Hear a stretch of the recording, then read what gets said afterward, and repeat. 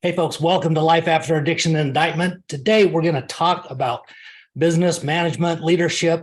I've got a gentleman who is very qualified. He's got a phenomenal company.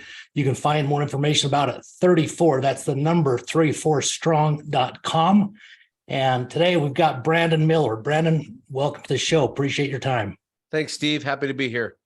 You betcha. So, first of all, if you don't mind, let's talk a little bit maybe about kind of how you grew up, your background, and and what you've done as far as business and what got you to the point you're at in your life today with 34 Strong. Sure thing. So early in my career, I was introduced to this idea of thinking more about people's strengths than their weaknesses. We like to say more about what's right with them than what's wrong with them. And it was in the form of a book titled Now Discover Your Strengths. And in the organization I was a part of, I was invited to be the person that trained our 28 staff, so relatively small team, and to see, could we improve the workplace by this shift in focus? So everybody on the team took this online assessment called StrengthsFinder, and we all got our top 5 strengths, and therein started this really interesting and subsequently really powerful conversation about the position we had people filling as part of their jobs, and did we have them playing to their strengths? Were they lined up? Awesome. And through that process, I'll tell you, I hook, line, sinker. I was all at once very interested in building on this knowledge, finding out more. And so in the course of a couple of years, ended up launching my own company to focus on helping, at the time, smaller businesses. What could they do? How could they bring this into their teams? And right in that window of doing this, really with my, learning from books and a little bit of training here, I got connected with the GALLUP organization. This is their intellectual property, and they offered a certification. So I ended up heading to Omaha, Nebraska in January of 2013 and joined what is now the very first cohort of GALLUP certified strengths coaches. So there's now 15,000 in the world. I'm one of the first 7. Awesome. And from that little fledgling beginning, our brand 34 Strong was launched. And today we're happily helping thousands, tens of thousands of people learn their strengths and grow in this knowledge of how to build a strengths-based life. I love what you said there, strength-based life, because isn't it, it seems like it's human nature where we do the opposite of what you're focused on, and, focusing on our strengths, talking about our strengths, addressing our strengths versus, always talking about or, pointing out weaknesses, and it's so backwards, So I think it is, and it's interesting. It's biological. It's by nature. Oh yeah. So we're hardwired to assess threats. We're hardwired to survive, protect, look out for danger. And so I think that's important. I think it's good that, we want our children to make it, to adulthood. So we're glad that there's some instilled fear in them to do things that, might have ended ancestors. So down through the years, the people who didn't go run into the bush when they saw it shaking and a loud noise behind it were the ones that lived. Then the ones that ran and got, bitten, stung, hung, what you name it, something bad happened to them. So that reality that we all start from this perspective of what's called negativity bias, in learning though, to start to shift to what we refer to as positive intent, we're just training our brain to yes, it's important to assess threats, be wise, be careful, and to appreciate that people have inherent genius. They have inherent abilities. And if we could take them at that space, whether we're talking a child in school or a person in the workplace, and really try to give them opportunity to really expand in those strengths at least a few hours of the day, we do see, and this is the business case, we do see a correlating benefit to what we call their employee engagement. They just do better. They stay longer. They're a better team member. They're just in a better mood. And subsequently their, life at home can be better. This is well-being. Life at home can be better. They can enjoy benefits to just that shift. And it doesn't have to be all day, just parts of life, Right. getting to recognize, yeah, I do bring things to the table. And when they're recognized, I appreciate when that happens for us. And that's the crux of a lot of what we do for our business. Well, and that would also make us feel better too, which, would definitely lead to, the things that you just mentioned, if we feel better that we're adding value, providing things that, like you say, the strengths that are being more magnified, then yeah, we're going to feel like we're actually part of something, and which is going to help us feel better about ourselves, which creates a better environment overall, I would assume. It really does. So in the workplace, just to give you some of the interesting notions behind this and so there's science. So that's the very measurable side of what's now called the global strengths movement. And the science just tells us when a person is given recognition and praise for doing a good job. And they receive that on a regular basis. So say at minimum, what we know is that 3 times a month on average, a person does need to feel valued and appreciated. That's every person. Now, some people can get away with 2 and be fine. Others need 4 or 5. Just depends. And you said per month? Yeah, per month. So Yeah, in the course of a month, I want to hear from my boss, coworker, stakeholder, customer, people telling me, hey, thank you for the work you do. So 3 is the baseline. Well, it stands to reason if I position you to do the thing that you're better at than most, you have what we call standout ability. I've increased the likelihood of you hearing good job. that makes sense. Just because I've positioned you. So let me give you the comparison. When the founder of Clifton Strengths, his name is Dr. Donald Clifton, he passed way too early in 2003, right as this was getting going. But he observed human development. And what he found out is that in parenting, education, and management, the overarching theory was that we could make you a better person if we focus more on your deficits or weaknesses, try to change you and turn those into strengths, than if we just focus on strengths. And he thought, wow, this is really ineffective. It doesn't work well with kids in their homes with their parents. Ask their parents how that works. It doesn't work great in school. It doesn't lead to outstanding performance, and it leads to globally really low levels of engagement. So then he observed 2 other places, athletics and performing arts. And in those 2 places, the exact opposite approach is done. A person comes into the space, they're assessed for what they do well, and they're positioned to do what they do well over and over and over. You don't ask the point guard to be your center. You don't ask him to stand under the rim and try to compete with trees to be the leading rebounder on the team. You want your point guard to be a decent shooter and a great distributor, right? And so his simple question, which I think was amazing, was, well, what would happen if we took an approach that we all know, like we all can relate to on some level? We've seen this, experienced this, been a part of this. What if we applied that to parenting, education, and management? What would be different? And that was essentially in the book I read, Now Discover Your Strengths, was the challenge. What do you have to lose, corporate America? What do you have to lose, government agencies? Yeah. It's not like you're just swollen with amazing people doing all the things. No, you deal with turnover, you deal with toxic environments, you deal with people challenges. And so what we found is if we can influence 3 primary groups of people, middle managers, and parents, if we could influence those 3 groups, you could change a community, you could change a person's growth. And so that's the movement we joined at 34 Strong. And we just have I'll tell you story after story after story of just deep changes in people's lives, because what goes up when a person uses their strengths, 2 primary things that are measured. And this is where Gallup is a great partner, because they measure everything all the time. Employee engagement, how I feel at work about my job. So if I'm engaged, it just means I generally have a good attitude about where I work. Right. But then the other one, this is, the pandemic taught us a lot about this, well-being. That's mental health, physical health, emotional health, healthy relationships. Well, this is a pretty good life. If I could be engaged at work and enjoy well-being in my life, this, we could say it's well with me. And that's some of That's the cool. big projects we get to do. Well, that's great. Yeah. I mean, creating, better communities and better all around, workplaces, whatever is, I mean, I think that is something that's so important in today's world.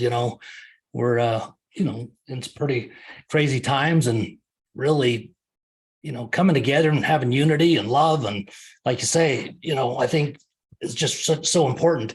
Let me ask you this question with, your background, the knowledge you have about, these things. What kind of things would you recommend or think could help that person who's, maybe just kind of stuck, maybe whether it's been through, dealing with addiction or, any other trial, that could really help them focus on working on, themselves to kind of help them start to move forward. Yeah. When I thought about your show today, something that I was considering was, who doesn't have an addiction? Yeah, really. Who doesn't have some compulsive part of them that they would love to shut off? So true. Pick the thing, right? So I believe that in a lot of cases, notwithstanding the disease of addiction that can happen in certain areas, but in a lot of cases, when we find ourselves in repetitive patterns, behaviors that are unhelpful, it's in some ways connected to just I'm trying to fill a space. I'm trying to fill something. Agree. I'm trying to fill a space. There's something that I'm bored. I'm feeling that I'm missing something. I'm looking for whatever it is that can create a space where I can move a little further away from whatever pain I don't want to feel to something that resembles a pleasure that I can enjoy. And that's human. I mean, that's who doesn't have that? And it could be food. It could be a substance. It could be, an online foray into things that one can get caught in. Lots of sticky webs out there. Lots and lots of sticky webs that we can get caught in. Yeah. And so when we think about, a person's well-being, okay, and I'm going to stay at the level of just the human psychology side, a person's well-being, if I know that I'm made for a purpose, and I think it's fair to say that many of us, irrespective of our faith background, irrespective of our upbringing, could say there's probably something I'm here to do on this earth. There's probably something. Well, one of the clues to what that thing is or things are would be, well, how were you made? What is it that lives in you? Because when we measure strengths, we're simply acknowledging that a human being has recurring patterns of behavior, recurring patterns of thinking, recurring patterns of feeling that are hardwired. These are baked into the cake before the cake was even put in the oven. These are hardwired, genetic coded. And then, through their upbringing, they had influences from environment, caregivers, influencers in their world, and those added to the cake. So now you have these recurring patterns. Well, we call those talents. And a talent simply tells you where you probably have your greatest potential for excellence, for the best of what you can do. When you step back, though, to what I said in regards to most of us were brought up in a deficit thinking mindset. Yeah. So instead of being acknowledged for what we did amazingly well and what we could contribute as part of our purpose in life, we were faced with the thought that we weren't ever quite good enough in whatever it is we weren't good enough. And I'll quote Dr. Donald Clifton. He said, for every one true strength a person possesses. Okay, so one thing that they're good at, there's 1,000 things they're not. But for every one strength, you probably have 1,000 weaknesses. Yeah. His point was, it is irresponsible and frankly impossible to try to solve all your weaknesses. The most, brave thing, courageous thing as a human you could do is go, I'm going to be what I do best. Embrace that. find out how that relates to a purpose. And this is really key, because this is where I have deeply appreciated the mission that I feel connected to all over the world in this effort. Strengths always work best in the context of serving others. It always works best. And so when you and I feel a purpose that we're serving others, we're benefiting others, that is fulfilling. Amen. That feels to me like I have a reason to try to cut myself loose of these webs I've entangled. There's a reason, this is a reason to try to stay away from the things that have held me in whatever recurring pattern of addiction I've got myself in. And so and you probably know this, Steve, that it seems to me that the world is more open these days, and I'm speaking broadly, but people are more open these days to someone acknowledging, I'm kind of stuck. Yeah. And I'm stuck here. I happened to have lunch yesterday with the pastor of my church, and we were talking about doing a men's group. And I said, Pastor, if you're going to do something like that, you got to make it safe, man. You got to make it safe that a dude walks in there and he's got a problem. He shouldn't feel judged. Amen. Because he's got a problem. Like he should be able to walk in there and say, yo, guys, I got this thing to this thing. And, I can't shake it. Whatever it is, nicotine addiction, porn addiction, alcohol, whatever it is, like I'm stuck. Yeah. Welcome to the club. so am I with this or that or this or whatever it is, so that a person can know, all right, well, instead of just trying to pull you away from something, what if we tried to direct you towards something? That would be what a concept. Let's direct you towards something, because if you're moving towards something that's meaningful and real and purposeful, then your sense of a duty, responsibility, and then just flat out motivation to say no and pull away. So that's how I've connected it over the years in my own journey of identifying things that have had a grasp in my life and wanting to, cut it out. Started this year, I realized, and I didn't want to, I realized I had a gluten sensitivity. Oh, really? And it's because I just, recurring GI challenges, and just like, I wonder I'm wondering what the common denominator is, right? Yeah. And so finally, someone that I have been working with the last 5 years, their spouse has that, and I went, I wonder. So I did an experiment, and I said, for this season, I'm gonna just stick to a gluten-free diet just to see if that might be the cause. And dang it, I felt amazing. That sucks. And then I realized. Then I started counting, like, man, beer's going to be hard to find.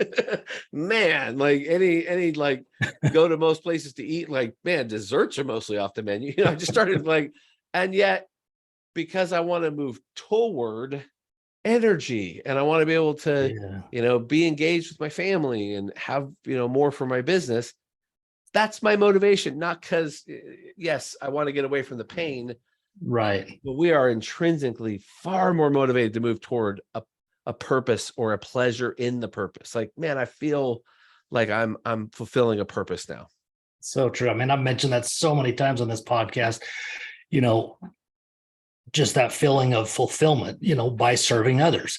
I've told the story a few times, as a recovering addict, which I rarely say that because I don't like labels and don't like to put that out there. I mean, as a person who's had experience with addiction, my wife was a nurse for 30 years. And, if there was someone that came in the office that needed help, didn't matter what I was doing at work. It didn't matter what was going on. I would drop everything every time to go, talk to that person to help them any way I could, and as much as I hate to admit it, I've said this before, if my kid called me out of the blue, in the middle of work, it's a shame to say how many times you'd say you're too busy, and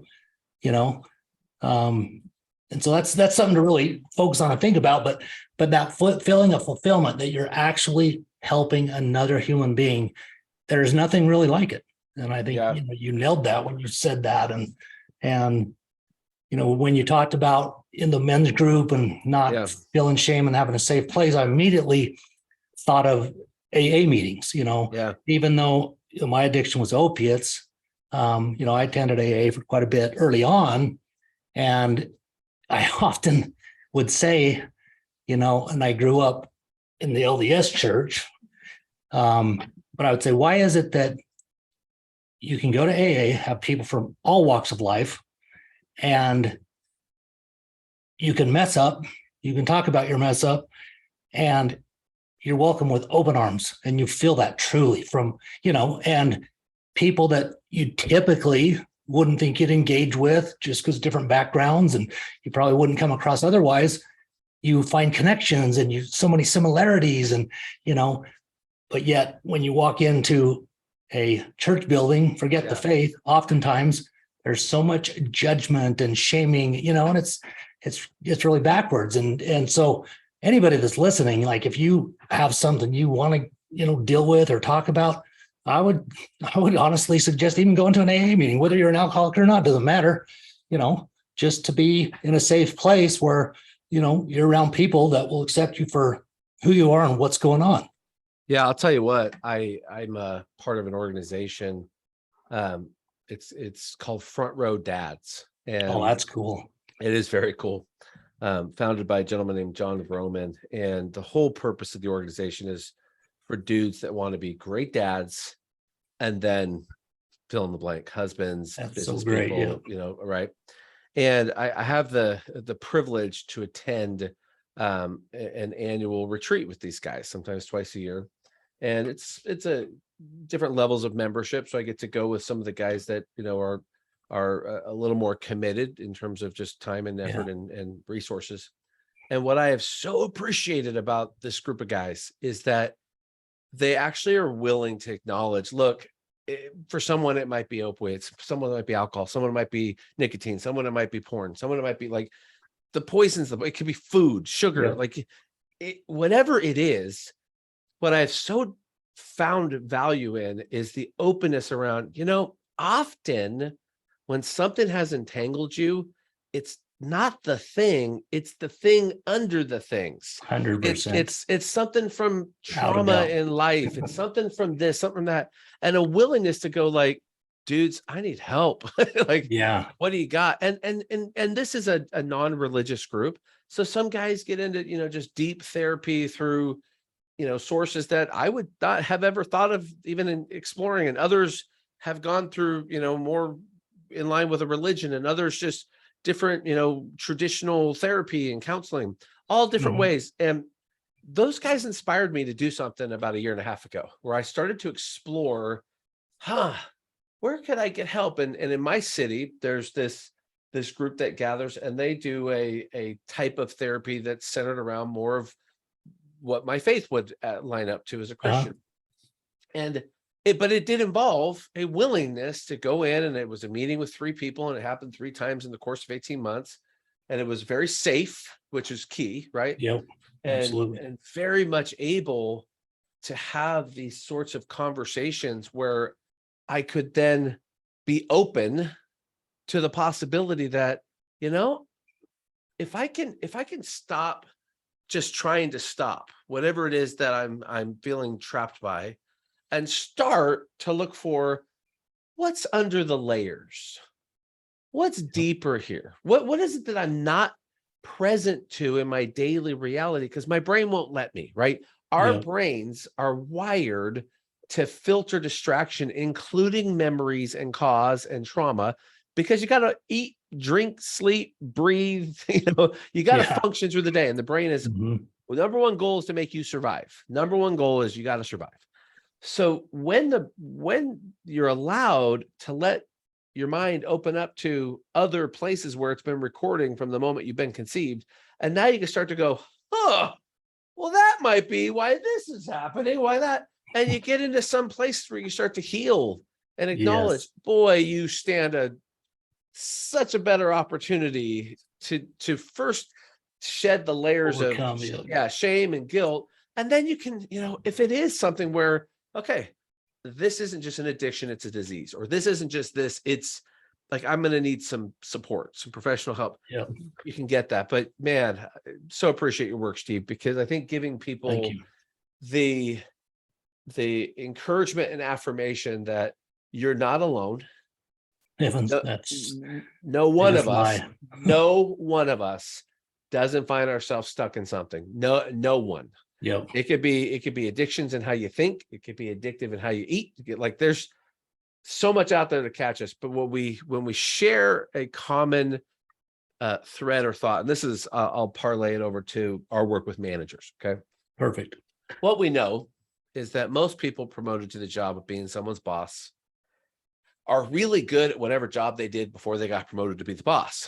Like they do a good job. Yeah. They're like, hey man, Steve, good job. We want you to have these people do the job you did. So get them to do it now. Yep. All right. High five. Go get them. And then Steve's like, so how do I do that? Yeah, how do I lead people? What do I? Yeah. They're like, well, dude, whatever worked for you, get it to work for them. Okay. So you try it. And like most cases, you fail miserably because the thing that made you successful was unique to you. Yeah. And you can't get them to be you because they can't be, right? So what we get to do is go in and help these managers realize, hey, yo, that's awesome that you were good at it. These folks are probably not going to be anything like you. Some of them will have some similarities, but let's figure out who they are. Let's coach them to do what they do best and be okay that if this is a win and there's path A, path B, path C, path Z, let's find that for them. And all of a sudden the manager's like, wow, that's a unique mindset. Gosh, it sounds like parenting. Oh, good catch. Yeah. Imagine that with your kids. They're not you either. And you can help them. So when we train these managers to literally first respect every person that walks in your door that you lead has an inherent genius, your job is to find it. What is it that they do better than others? Find it. Even if it's obscure, find it. Because if you find what they do best, you can level a true conversation where you appreciate, you value, and you esteem who they are for what they bring. Then second, because there's the job, they got to do the thing that they're getting paid to do. Now they might trust you. And here's the thing about managing. If your people don't trust you, it doesn't matter what you say or do, because they're always going to give you a layer of either obligatory comments or flat out refusal. They're going to do something in between.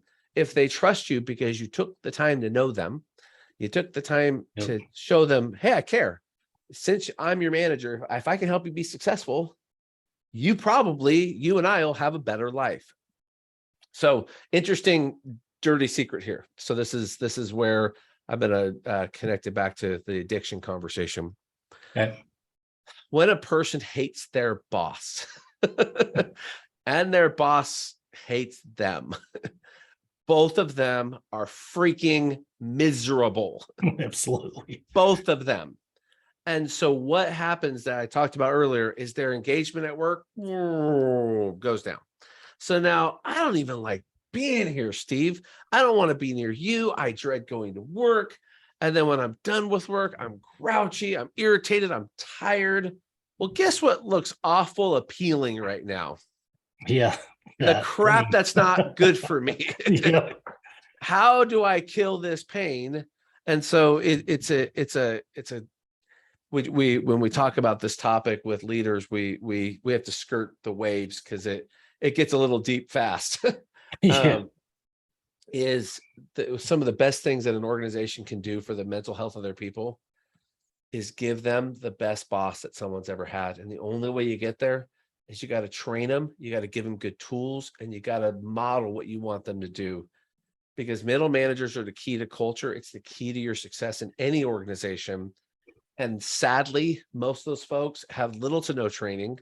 Yeah. They were great at their jobs, and now they're going to trade it for a potentially miserable experience with who they are. And so sometimes for your listeners today that might be struggling with whatever's holding them, a change of scenery, either if you are the boss or you have a boss, we've all had that experience. If you've had any work experience at all, even if you run the company or you are entry level, if you can begin to attend to your engagement at work by seriously thinking about what do I bring, who values what I bring, how can I either be a great boss or a great team member, you can directly impact some of the challenges that hold you into life patterns of addiction that you'd like to be freed from.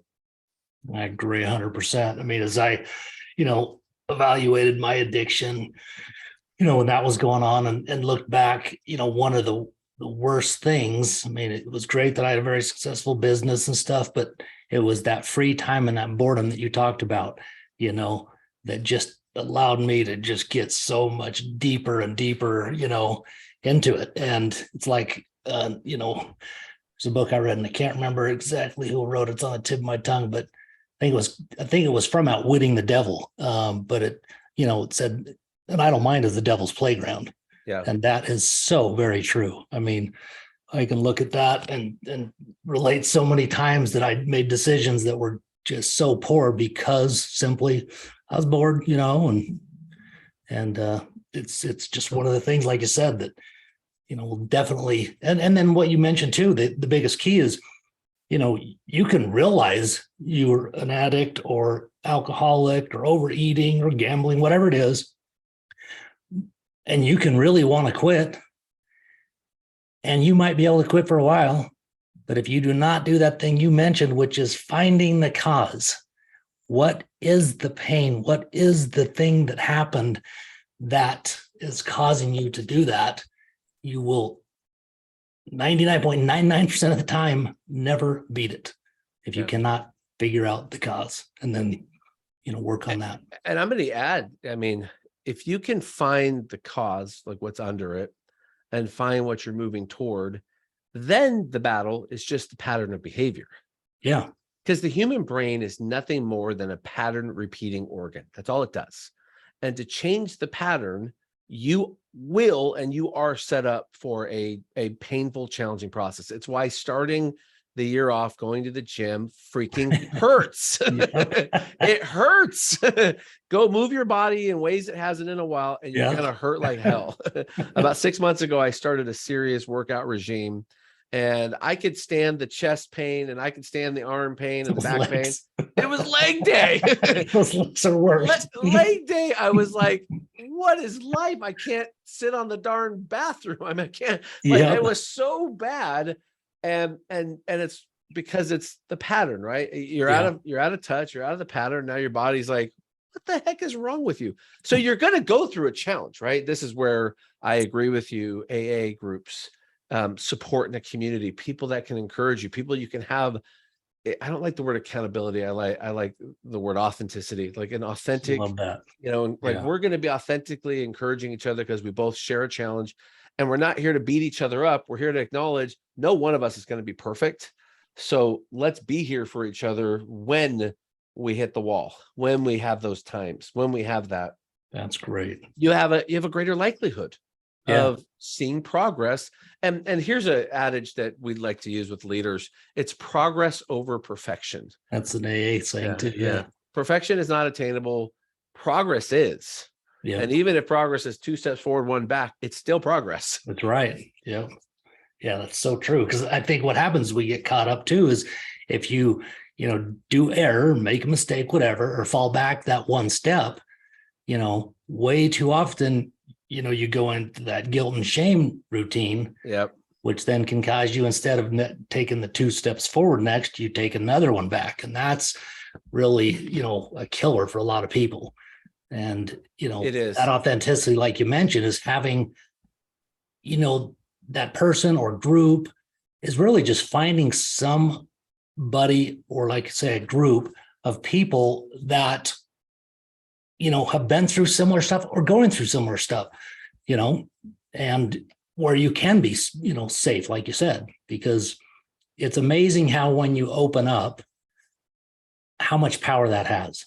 Mm-hmm. When you're totally just honest and vulnerable and authentic, and in the right space, it is so powerful, because of the people that have had the experience that can support and help you is just unlike anywhere else, really.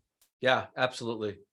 Yeah, I have such deep appreciation for work like this, because I feel like if we as as people. And this is where I'll tell you, I have a lot of respect for the generations coming behind us, because some fault this, but they're more open with things wrong. They just have a less of a fear of exposure, and some look at that in a negative way as like, wow, maybe they're oversharing. Well, you know what? I'll take it. Yeah. Because at least you know where the person's coming from. At least you can support them and go, well, if you don't want to stay there, let's try to untangle you while you're in your 20s. Yeah, no kidding. I mean, that's going to be a win for life. Let's try to untangle you, because you mentioned one, and I alluded to the others. If we can support people away from boredom, away from this restlessness, this I gotta satiate something, into how can I be bored? I have so many important things I'm wired to accomplish, and I want to do those things, and I have this mission. So at our company, we have a compelling mission, and I think individuals need a compelling mission. I think companies need it. I think churches need it, like a compelling mission that's repeated again and again. Ours, it's called our mission to 1 million smiles.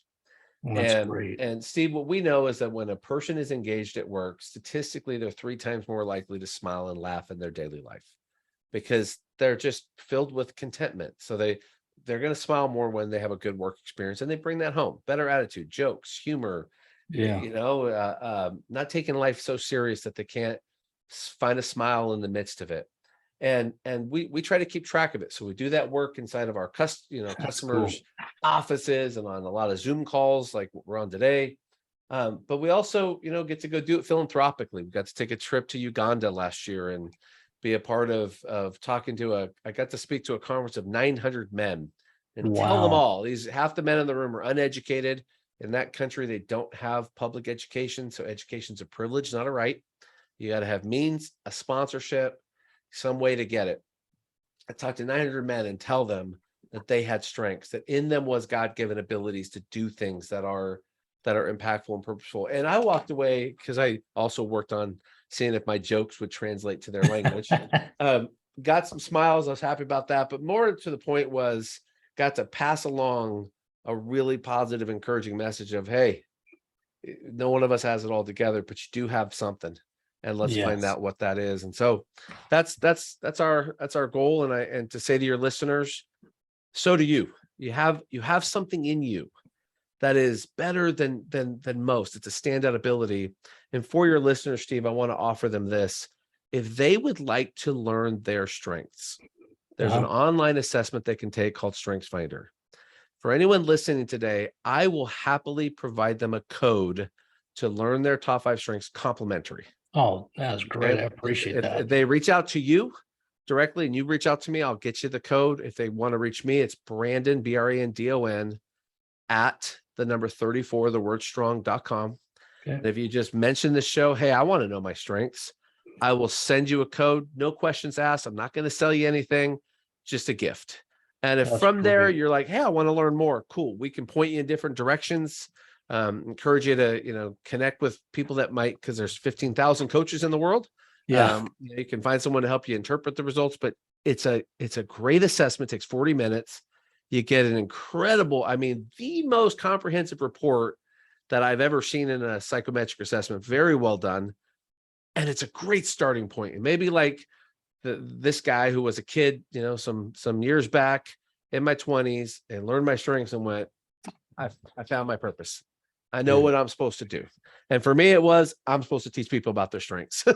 Well, you're doing a great job, man. I love what you're doing. It's because it's so powerful. And, the fact that when you can find what your purpose is, there is no better way to live your life, and, find, a job or a business associated with it. Then you're not working, and it's so fulfilling and just so rewarding. What's better than helping somebody improve their situation? Making an impact on somebody's life. There's nothing that fulfills me more than that. No amount of money, no nothing.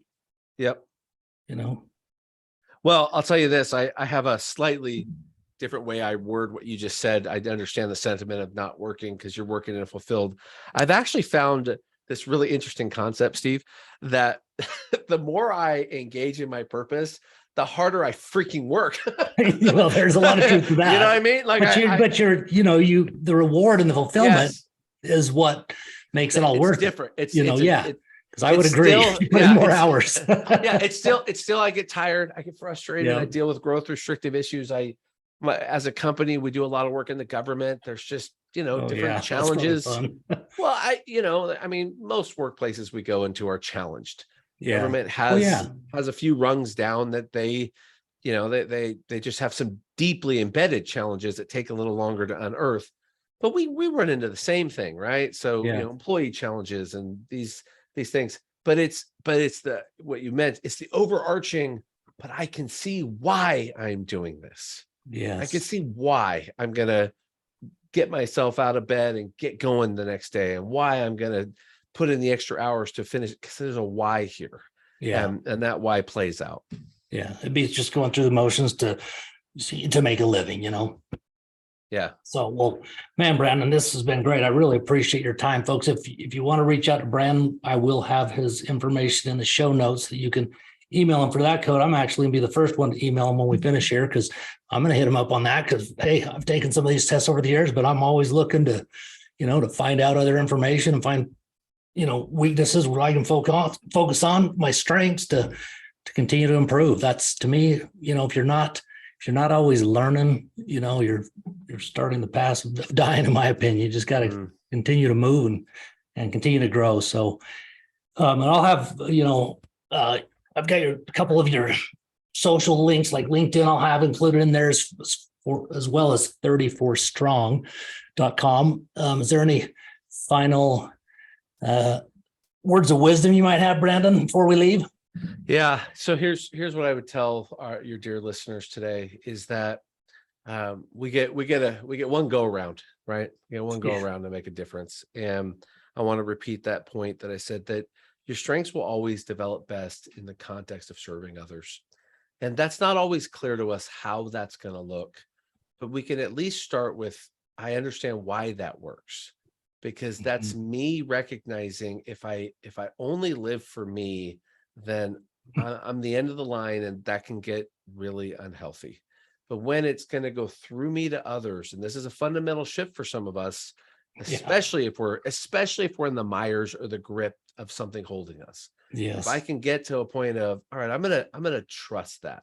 I'm gonna take a step to find, who can I serve?